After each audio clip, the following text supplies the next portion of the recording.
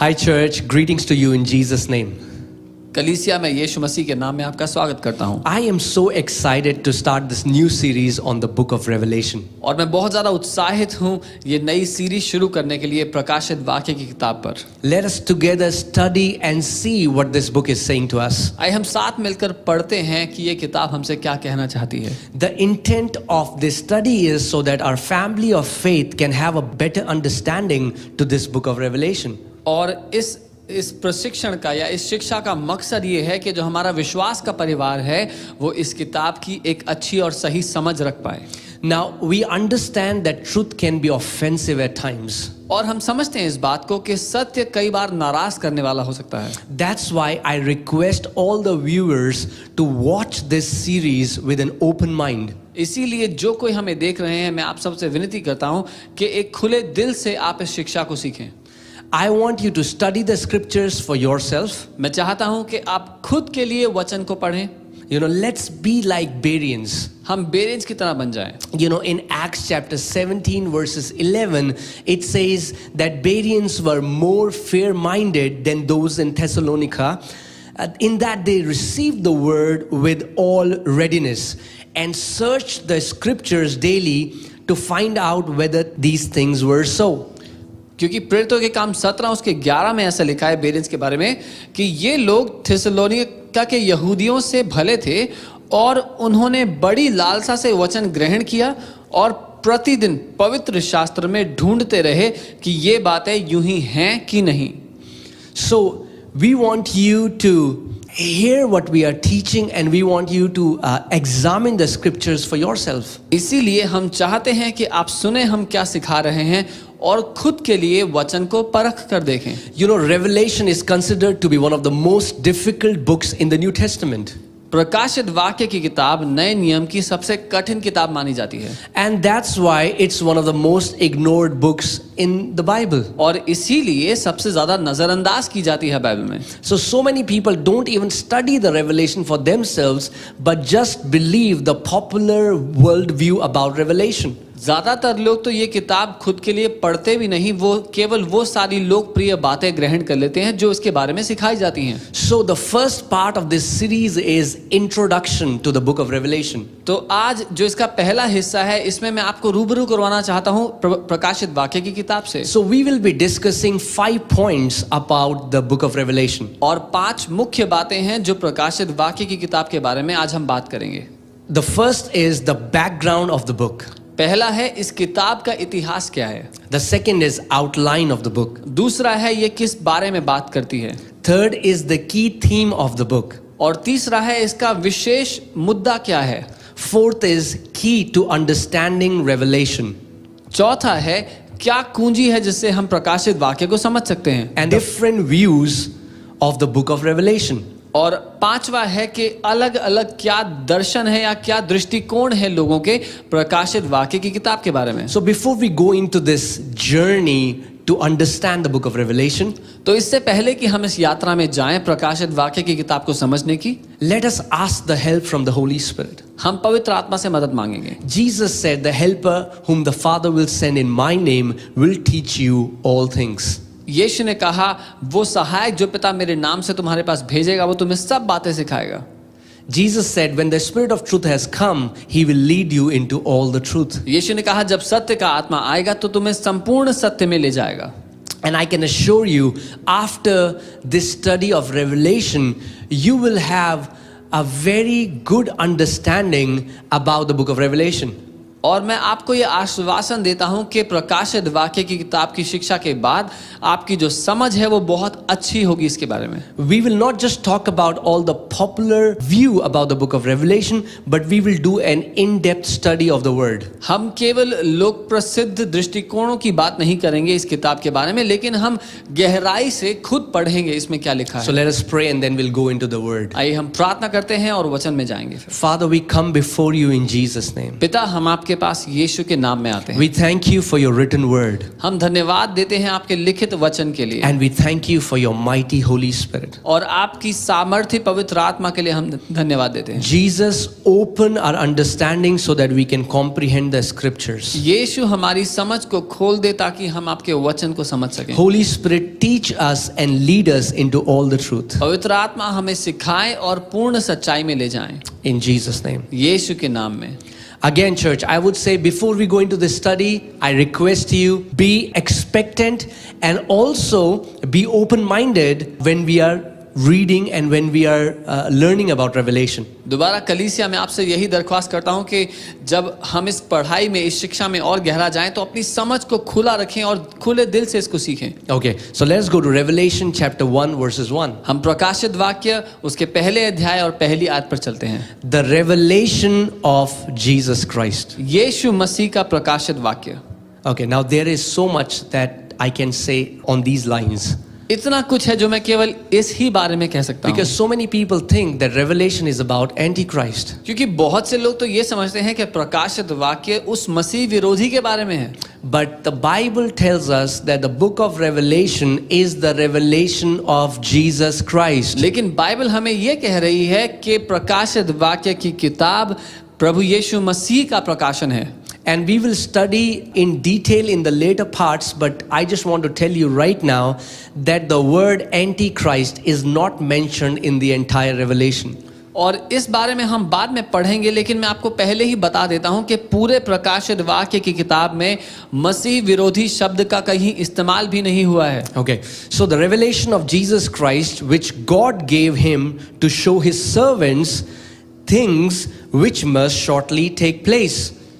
प्रभु यीशु मसीह का प्रकाशित वाक्य जो उसे परमेश्वर ने इसीलिए दिया कि अपने दासों को वे बातें जिनका शीघ्र होना अवश्य है दिखाए। Okay, so the Bible is telling us that God gave revelation so that Jesus can show it to his servants about things that must shortly take place. Bible हमें ये कह रही है कि प्रकाशित वाक्य वो प्रकाशन है जो परमेश्वर पिता ने प्रभु यीशु को इसीलिए दिया ताकि वो अपने चेलों को, अपने दासों को दिखाए कि आने वाले समय में यानी कि जल्दी क्या होने वाला है। And he sent and signified it by his angel to his servant John. और उसने उसको भेजकर ये अपने दास यूहन्ना पर प्रकट किया। Okay, so I want to tell you that the genre of the writing of the book of Revelation is apocalyptic. और जिस शैली में प्रकाशित वाक्य की किताब लिखी गई है वो है चिन्हों के बारे में, चिन्हों के द्वारा। Revelation has the language of apocalyptic literature, which simply means that it uses symbols or sign to communicate a message. और जिस भाषा में ये किताब लिखी गई है वो साधारण रूप से कहूँ तो दर्शाती है कि कैसे तस्वीरों को और चिन्हों को इस्तेमाल किया गया है बातों को कहने के लिए। So Apostle John uses symbolism to communicate the message. प्रेरित यूहन्ना चिन्हों को इस्तेमाल करते हैं अपने संदेश को बताने के लिए। So the book of Revelation is threefold in its nature.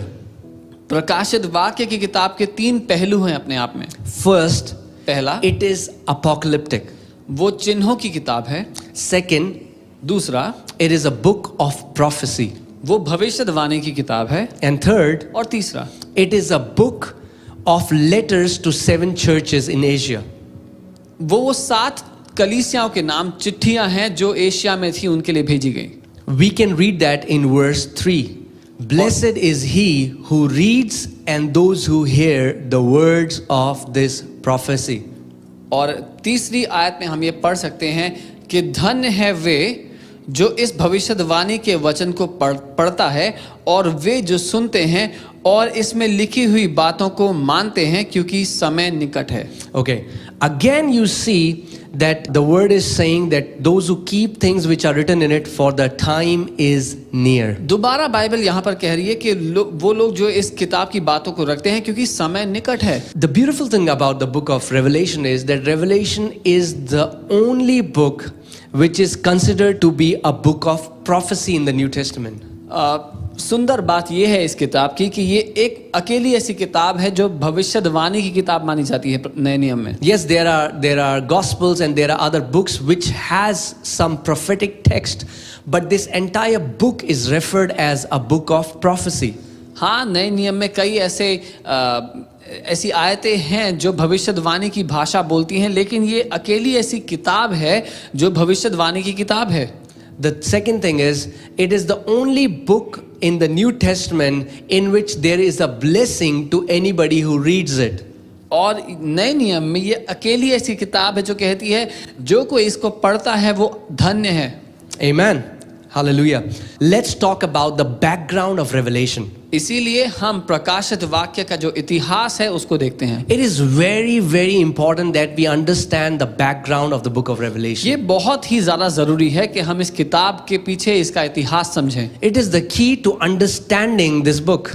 यही कुंजी है इस किताब को समझने की। So the background of the book of Revelation is intense persecution. और प्रकाशित वाक्य की किताब का जो इतिहास था वो था उस समय के विश्वासियों पर बहुत ही भीषण सताव। If we don't understand the background of Revelation, we'll easily stray off from getting its right interpretation. अगर हम प्रकाशित वाक्य की किताब का इतिहास नहीं समझेंगे तो हम बहुत आसानी से भटक जाएंगे उसके मुद्दे से। There is an urgency that is portrayed in this book. एक शीघ्रता है जो इस किताब में दर्शाई गई है। Let's read Revelation 1:9. हम प्रकाशित वाक्य 1 उसका 9 देखते हैं। I, John, both your brother and companion in the tribulation. मैं यूहन्ना जो तुम्हारा भाई और यीशु के कलेश और राज्य और धीरज में तुम्हारा सहभागी हूं। I want you to underline this line because John, the writer of Revelation, Apostle John is telling the churches to whom he is writing this letter, he is writing that I am your companion in the tribulation. मैं चाहता हूं कि आप इस बात को underline कर लें अपनी किताब में, क्योंकि प्रेरित यूहन्ना ये लिख रहे हैं कि मैं इस सताव इन कलेशों में तुम्हारा सहभागी हूं। And kingdom and patience of Jesus Christ और यीशु मसीह का राज्य और उसके धीरज में was on the island that is called Patmos for the word of God and for the testimony of Jesus Christ. परमेश्वर के वचन और यीशु की गवाही के कारण पतमुस नामक टापू में था। Okay, so we see here that Apostle John has been exiled and sent to this island called Patmos, which is in the Asia Minor. हम देखते हैं कि प्रेरित यूहन्ना को पतमुस नाम के इस टापू पर भेज दिया गया है सजा के रूप में। John has been exiled and he tells us the reason for it. It's because of the word of God and for the testimony of Lord Jesus Christ. यूहन्ना को उस टापू पर सजा के रूप में इसीलिए भेज दिया गया, जैसा वो बता रहे हैं, कि परमेश्वर के वचन और यीशु मसीह की गवाही के कारण। So we see the background of the book of Revelation is persecution. When John is writing this letter, the church is already undergoing intense persecution through the Roman Empire. तो हम देखते हैं जब प्रकाशित वाक्य की किताब लिखी ही जा रही है तो कलीसिया पहले से ही एक बहुत भीषण सताव के अधीन है रोमी साम्राज्य के द्वारा। Let's read Revelation 2:10. प्रकाशित वाक्य 2 उसका 10 हम देखते हैं। Do not fear any of those things which you are about to suffer.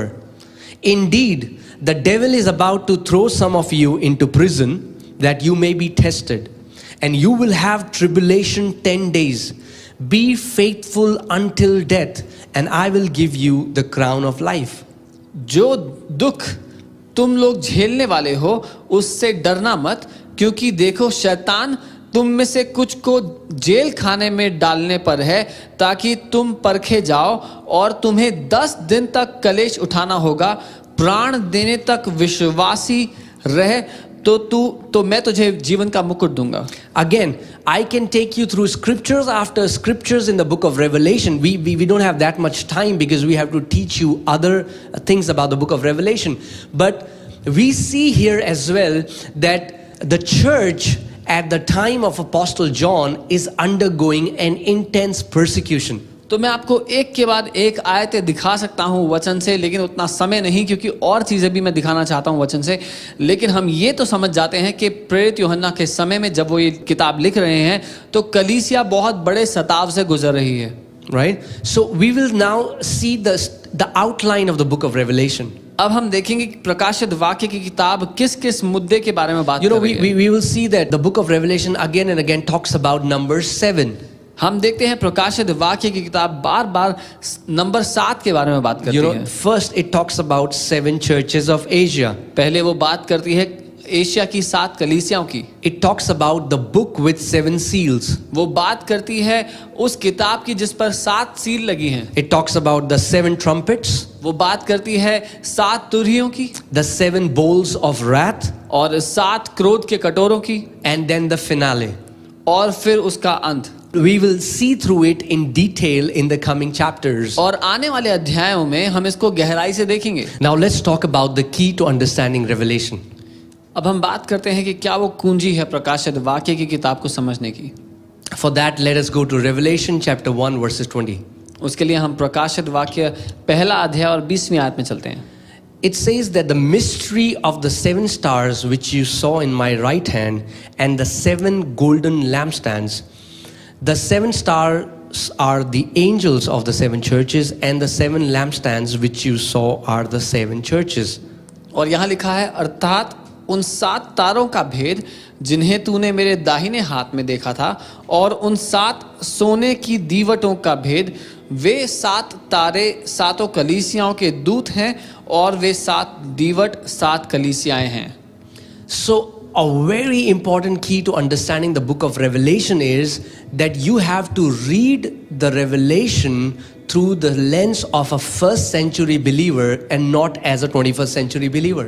तो सबसे पहली और सबसे महत्वपूर्ण बात यह है कि प्रकाशित वाक्य की किताब को समझने के लिए आपको पहली सदी के विश्वासी की तरह इसको देखना पड़ेगा, ना कि 21वीं सदी के विश्वासी की तरह। You have to understand that it's an allegorical book. It has lot of signs and symbols. We cannot take the literal meaning of what the Revelation is saying. हमें ये समझना जरूरी है कि ये चिन्हों की भाषा से लिखी गई है और चिन्हों के द्वारा ही ये समझी जा सकती है। You know, like here we see that the 7 stars are the angels of 7 churches. यहाँ हम देखते हैं जो 7 तारे हैं वो 7 स्वर्गदूत हैं उन कलीसियाओं के। And the 7 lampstands are the 7 churches. और 7 दीवटें 7 कलीसियाएं हैं। Now we are seeing that a symbol is representing something else. हम देखते हैं कि एक चिन्ह है जो किसी और बात को दर्शा रहा है। We cannot take a lampstand and say from today every lampstand I will call it a church because the book of Revelation says that a lampstand represents a church. हम ये नहीं कह सकते कि आज से हर एक दीवट को मैं कलीसिया बोलूंगा क्योंकि प्रकाशित वाक्य की किताब में ऐसा लिखा है। See, if we will take the book of Revelation literally, we are going to make a lot of errors in interpreting the book. अगर प्रकाशित वाक्य की किताब जैसे लिखी गई है उसको हम मूल रूप से वैसे ही देखें जैसी वो लिखी गई है तो हम बहुत सारी गलतियां करेंगे उसको समझने में। For example, Jesus is not a lamb that has 7 horns coming out of him. उदाहरण के लिए यीशु कोई मेमना नहीं जिसके सर पर 7 सींग हैं। You know, it's just an imagery through which John is trying to convey and communicate a message. वो एक तस्वीर है जिसके द्वारा यूहन्ना एक संदेश देना चाह रहे हैं। When Bible says that Jesus is the rock of ages, doesn't mean that Jesus is a mineral deposit and we see any rock and we start to worship that rock saying that it's Jesus. और जब वचन कह रहा है कि वो सदियों से रहने वाली चट्टान है तो उसका ये मतलब नहीं कि वो एक पत्थर है और हम किसी पत्थर को ले उसकी आराधना करें कि ये यीशु है। In the same way, when we read the book of Revelation, we are not waiting for a harlot that will come out of sea. See, again, these are symbols through which Apostle John is trying to communicate a message that God gave him through visions. और हम इंतजार नहीं कर रहे कि समुद्र में से निकलकर कोई वेश्या आएगी क्योंकि वो सिर्फ एक चिन्ह है जिससे प्रेरित यूहन्ना कलीसिया से बात कर रहे हैं। But let me tell you some very interesting facts. लेकिन कुछ बहुत ही रोमांचक बातें हैं जो आपको बताना चाहता हूँ। John draws heavily this imagery from the Old Testament. यूहन्ना जो प्रेरित हैं वो ये तस्वीर ये सारी तस्वीरें पुराने नियम से ले रहे हैं। Out of 404 verses in Revelation, 348 of them has symbols coming from the Old Testament.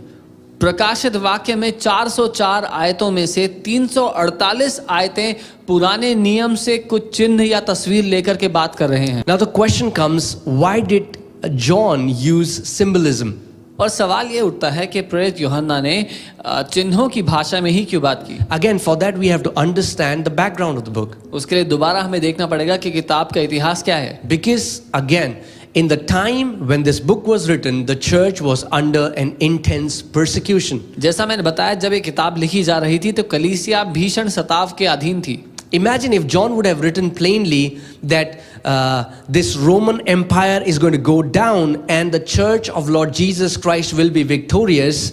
कल्पना कीजिए अगर प्रेरित यूहन्ना ऐसा लिखते कि रोमी साम्राज्य नाश हो जाएगा और कलीसिया उस पर जयवंत होगी। But he had to give a message that, for example, a Roman official was reading this book and he was reading about dragons and he was reading about seals and he was reading about these different horns, and this book would have not made any sense to them and they would have not understood what the book is saying. और कल्पना कीजिए एक रोमी अफसर जब इस किताब को पढ़ रहा होगा तो वो पढ़ रहा होगा ड्रैगन्स के बारे में और अलग अलग सील्स के बारे में, उसको कुछ समझ नहीं आया होगा कि इसमें लिखा क्या है। You know, very soon he'll become disinterested because he hadn't read scriptures, so these things will not make any sense to him. बहुत जल्दी ही वो अपना ध्यान उसमें से खो देगा क्योंकि उसने पुराना नियम पढ़ा नहीं या उसको वो बातें नहीं पता जो चिन्ह के रूप में लिखी गई हैं यहाँ। But not the first century believers. लेकिन पहली सदी के विश्वासी ऐसा नहीं कर सकते। They exactly knew the message that John was trying to communicate to them. वो बहुत अच्छी रीति से उस संदेश को समझ रहे थे जो प्रेरित यूहन्ना यहाँ पर दे रहे हैं। You know, the most of the imagery that John conveys comes heavily from the book of Daniel, it comes from the book of Ezekiel, it comes from the book of Zechariah. और ज्यादातर तस्वीरें या चिन्ह जो हैं प्रेरित यूहन्ना लेते हैं दानियल की किताब से, यहेजकील की किताब से। These books are also classified as apocalyptic literature. और ये किताबें भी चिन्ह के रूप में लिखी जाने वाली किताबें रही हैं। You know, Revelation was not the first book which is called the apocalyptic literature. It was a genre in which signs and symbols were used to convey a message. प्रकाशित वाक्य कोई पहली किताब नहीं थी जो चिन्हों की भाषा का इस्तेमाल करती है। ये एक शैली थी जिसमें प्रकाशित वाक्य भी एक किताब है।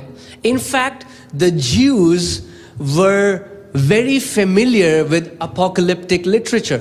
सच तो ये है कि यहूदी लोग चिन्ह की भाषा अच्छे से समझते थे। You know, they had many writers who wrote books which were in the genre of apocalyptic literature. यहूदियों में बहुत से ऐसे लेखक रहे हैं जिन्होंने इसी शैली में चिन्हों का इस्तेमाल करके किताबें लिखी हैं। Obviously, they were not considered the word of God. हाँ, वो परमेश्वर का वचन नहीं माने जाते। You know, like in these times, C.S. Lewis wrote about Chronicles of Narnia, and again, it's an apocalyptic literature. It talks about lions and it talks about different kind of animals, and through that, C.S. Lewis is trying to convey a message. जैसे हमारे समय में C.S. Louis ने जो किताबें लिखी हैं Narnia के विषय में, उसमें उन्होंने शेर के बारे में और अलग अलग जानवरों के बारे में लिखा है, लेकिन वो तस्वीरों या चिन्हों के द्वारा अपने संदेश को देना चाह रहे हैं। Do you know that dragon is not only mentioned in Revelation, but dragon is mentioned 22 times in the Old Testament? क्या आप जानते हैं ड्रैगन का केवल रेवलेशन में या प्रकाशित वाक्य की किताब में ही वर्णन नहीं, लेकिन पुराने नियम में 22 बार वो लिखा गया है। Harlot is mentioned in the 16 books of Bible and it occurs 38 times in the scriptures. वो वैश्या के बारे में 16 किताबों में लिखा गया है पुराने नियम में, और 38 बार उसके बारे में वर्णन किया गया है। Horns are mentioned in 15 books and they occur 59 times in the Bible. सींग के बारे में 15 किताबों में 59 बार लिखा गया है। So when a first century believer read the book of Revelation, they exactly got the message what God was trying to convey to the church. जब पहली सदी के विश्वासी ने प्रकाशित वाक्य की किताब को पढ़ा तो वो सटीकता से समझ गए कि परमेश्वर की ओर से क्या संदेश दिया जा रहा है।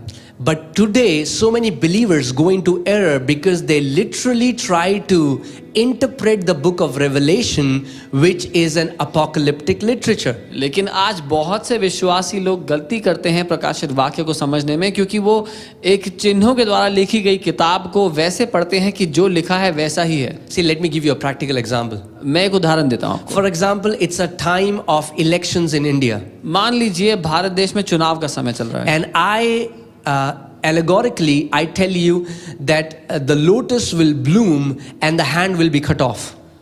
मान लीजिए मैं आपसे कहता हूँ कि जो कमल है वो खिलेगा और हाथ काट दिया जाएगा। So, because you have a reference point to what I'm saying, you exactly get the message that I'm trying to convey.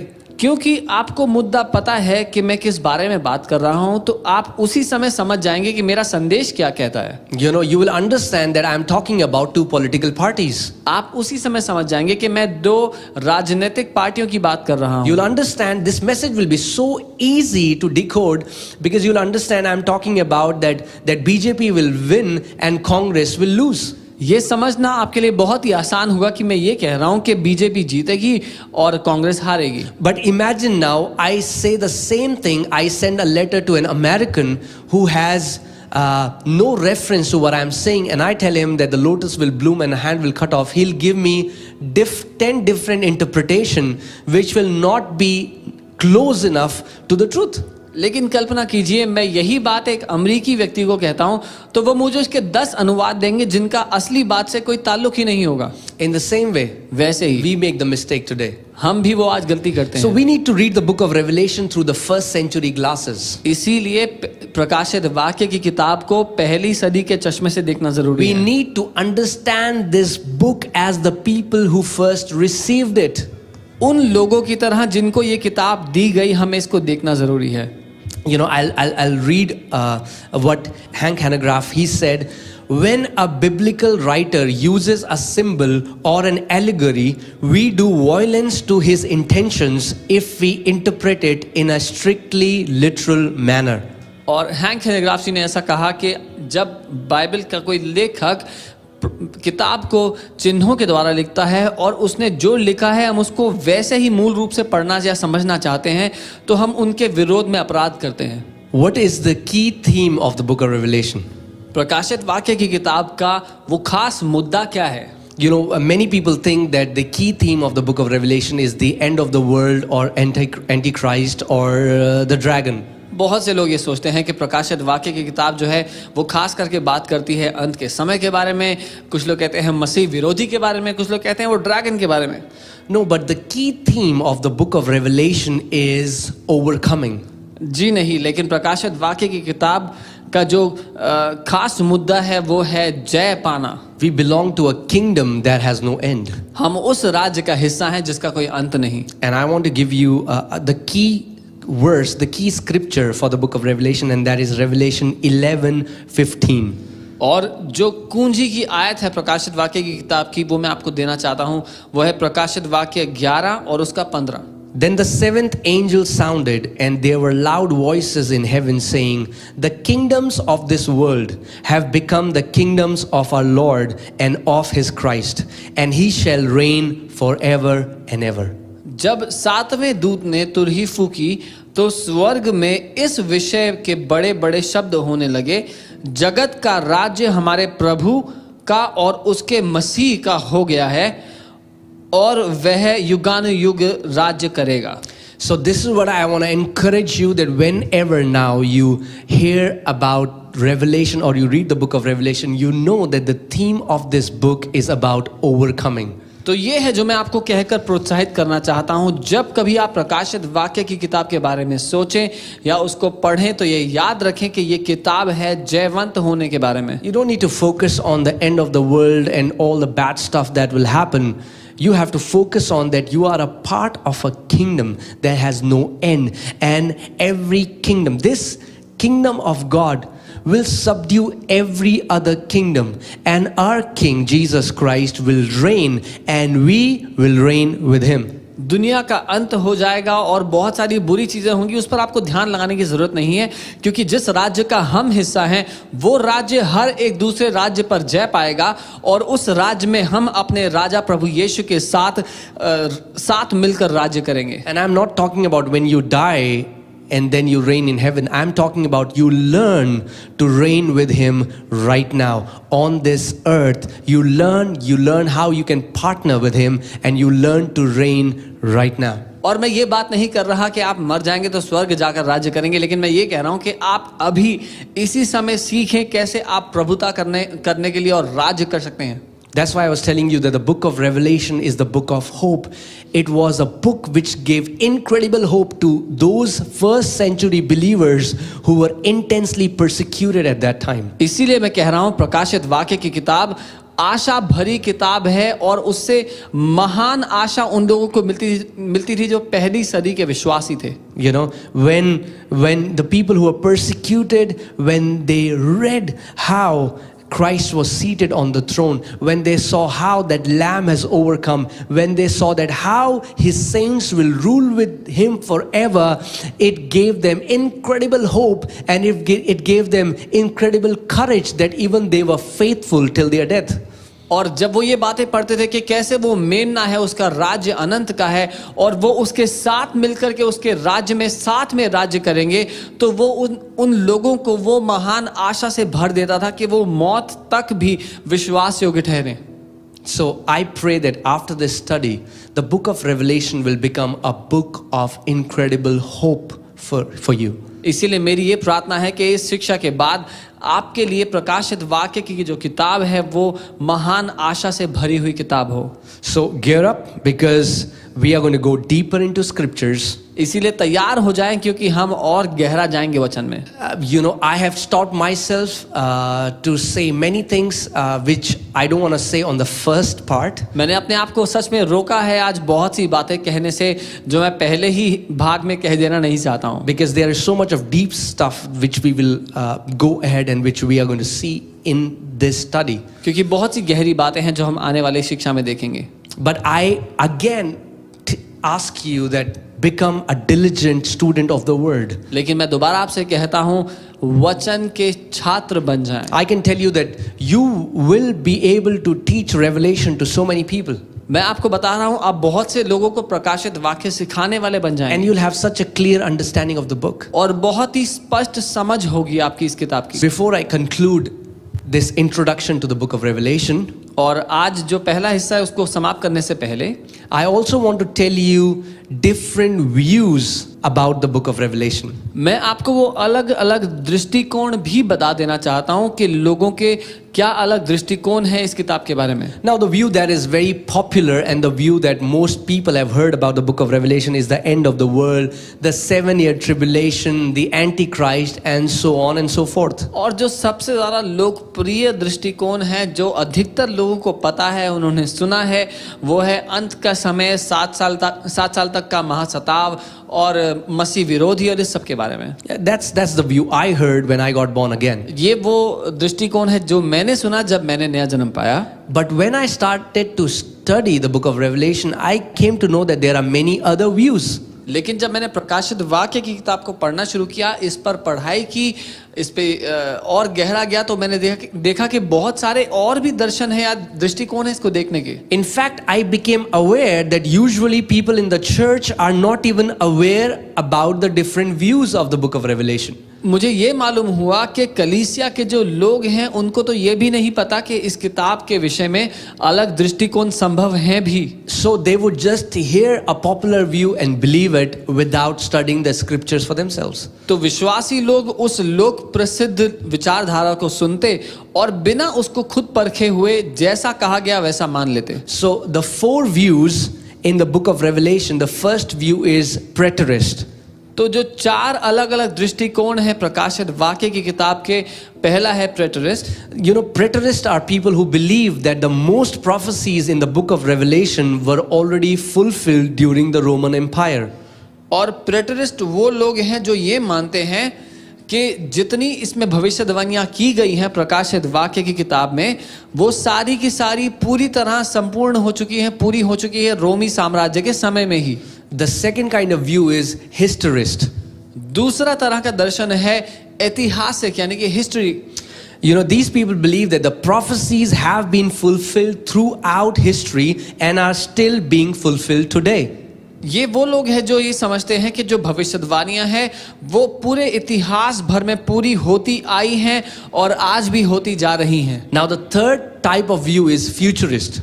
और जो तीसरा तरह का दृष्टिकोण है वो है भविष्य से संदर्भ रखता हुआ। Now, this is the most popular view in today's church. ये आज की कलीसिया का सबसे लोकप्रिय दृष्टिकोण You है। would have read books about it, seen movies about it. That is the futurist view. आपने इसके बारे में किताबें पढ़ी होंगी, पिक्चरें या मूवीज देखी होंगी इसके बारे में, और यही वो दृष्टिकोण है जो सबसे ज्यादा लोक प्रसिद्ध है। Now, futurists believe that most prophecies beyond Revelation 3 are yet to be fulfilled. जो फ्यूचरिस्ट लोग हैं वो ये मानते हैं कि प्रकाशित वाक्य तीसरा अध्याय के बाद की जितनी भविष्यवाणियां हैं वो अभी पूरा होना बाकी हैं। You know, futurists tend to take a literal view of the book of Revelation. और भविष्य का दृष्टिकोण रखने वाले लोग प्रकाशित वाक्य में जैसा लिखा है उसको मूल रूप से वैसा ही देखते हैं, वैसा ही ग्रहण करते हैं। The fourth kind of view is idealist or spiritual. और चौथे तरह का दृष्टिकोण है आइडियलिस्ट या आत्मिक। These people believe that most prophecies portray the ongoing cosmic conflict between good and evil.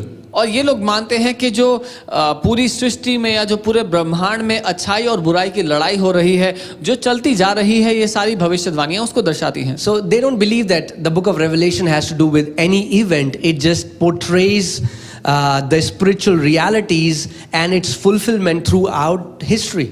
वो ऐसा नहीं मानते कि प्रकाशित वाक्य की किताब एक होने वाली घटना या एक खास घटना की बात कर रही है, लेकिन वो ऐसा मानते हैं कि ये तो वो बातें हैं जो चलती जा रही हैं आत्मिक जगत में निरंतर। So now I have told you 4 different kind of views. तो मैंने आपको 4 अलग तरह के दृष्टिकोण बताए हैं। Preterist, प्रेटरिस्ट, historist, हिस्टोरिस्ट, futurist, भविष्य काल के बारे में देखने वाले, and idealist.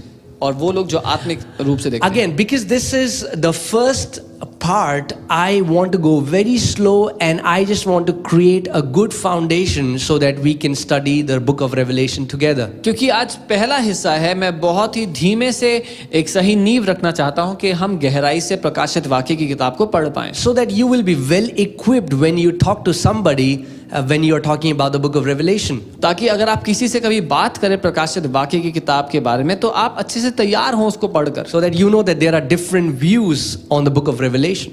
ताकि आपको मालूम हो अलग अलग दृष्टिकोण है इस किताब के बारे में। So but remember, the key to understanding the book of Revelation is to know that it is an apocalyptic literature. लेकिन ये समझ लीजिए, ये जान लीजिए कि इस किताब को पढ़ने की जो कुंजी है वो ये है कि ये किताब चिन्हों की भाषा बोलती है। So I bless you until we meet again next Sunday. इसीलिए जब तक हम अगले रविवार ना मिले, मैं आपको आशीष देता हूँ। Spending time in the scripture, वचन में समय बिताएं keep growing. और बढ़ते रहें। I want to tell you that Bible is a book of faith. मैं आपको बताना चाहता हूँ बाइबल विश्वास की किताब है। And after spending time with the word, it should give you faith, courage and boldness. और वचन में समय बिताने के बाद ये आपको विश्वास, आशा और धीरज और संयम दे। If you are reading the book of Revelation and it is the fruit of that is fear, then you are not reading it right. अगर आप प्रकाशित वाक्य की किताब पढ़ते हैं और उसका फल ये है कि आप डर जाते हैं तो आप उसको सही नहीं पढ़ रहे। Because the urgency with which the Lord told John to write it and give it to the first century church was because this was supposed to instill a lot of courage in the first century believers.